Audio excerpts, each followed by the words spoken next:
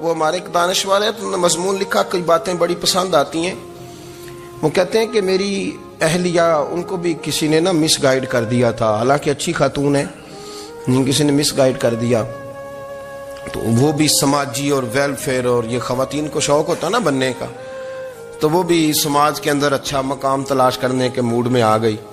تو کہیں ایک دن جانا تھا تو بڑی بن سنور کے میرے ساتھ وہ گاڑی میں بیٹھ گئی۔ تو میں گاڑی میں، عورتوں کو یہ بھی مسئلہ ہوتا ہے نا کہ ہماری تعریف کرو، تو کئی دفعہ بعد مردوں بیچاروں کو جھوٹ بولنا پڑتا ہے، تو زبردستی کراتی ہے نا جی۔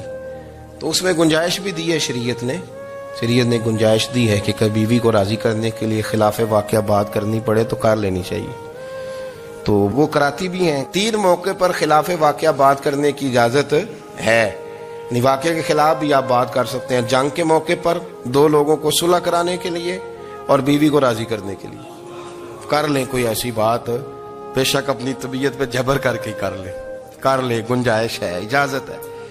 تو وہ کہتے ہیں جب وہ گاڑی میں میرے ساتھ بیٹھی بن سنور کے، تو وہ تقاضا کرنے لگی کہ میں نے مطلب بڑے اچھے کپڑے پہنے ہیں پر آپ نے توجہ نہیں کرائی۔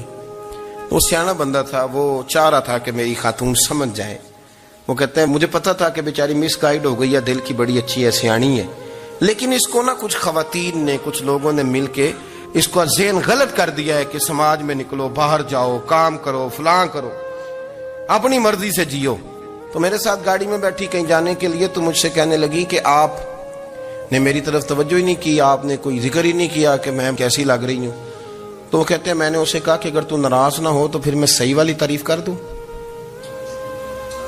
تو اس نے کہا کہ آپ کر دیں۔ تو کہتے ہیں میں نے درد سے اور خلوص سے اپنی بیوی سے کہا، خلوص کے ساتھ میں نے کہا میں تو روز گھر ہوتا ہوں، روز شام کو گھر ہوتا ہوں، اگر تو میرے لیے تیار ہوتی تو میں تیری تعریف کرتا، لیکن آج تو باہر جانے کے لیے تیار ہوئی، تو پھر ان سے تعریف کی امید رکھ جن کے لیے تو نے تیاری کی ہے۔ میرے لیے تیاری کرتی تو میں تو ہر شام تیرے پاس ہوتا ہوں۔ کہتے ہیں میرے لفظوں میں درد تھا تو وہ بھی رو پڑی، کہنے لگی آپ گاڑی روک دیں، مجھے باہر جا کے کسی کو راضی نہیں کرنا، میں نے اسے راضی کرنا ہے جس کو رب کریم نے میرا شوہر بنایا ہے اور میرے لیے منتخب کیا ہے، میرے ماں باپ کو۔ میں واپس لوٹتی ہوں۔ یہ ایک پہلو ہے سلگتا ہوا، اس کو سمجھا جائے۔ عورت کو ویسے بھی قابو کرنا بڑا آسان ہوتا ہے۔ اعلیٰ حضرت بریلوی رحمۃ اللہ علیہ فرماتے ہیں بیٹیاں نازک شیشیاں ہوتی ہیں، ان کو تو ذرا سی چوٹ لگے تو ٹوٹ جاتی ہیں۔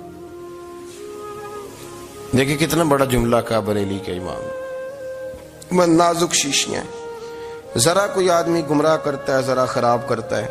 اب دیکھیں نا، یہ جو بچیوں کو بچے ایک مس گائیڈ کرتے ہیں، انہیں بڑے بڑے خواب دکھاتے ہیں، وہ بیچاری ماں باپ کو چھوڑ کے، بہن بھائی کو چھوڑ کے اس کے ساتھ شادی کرتی ہے، پھر جو اس کا بعد میں اشر ہوتا ہے، آپ ادلیاں نو سردار پہن تکے تے شرما والیاں نو چوٹے ڈولیاں دے۔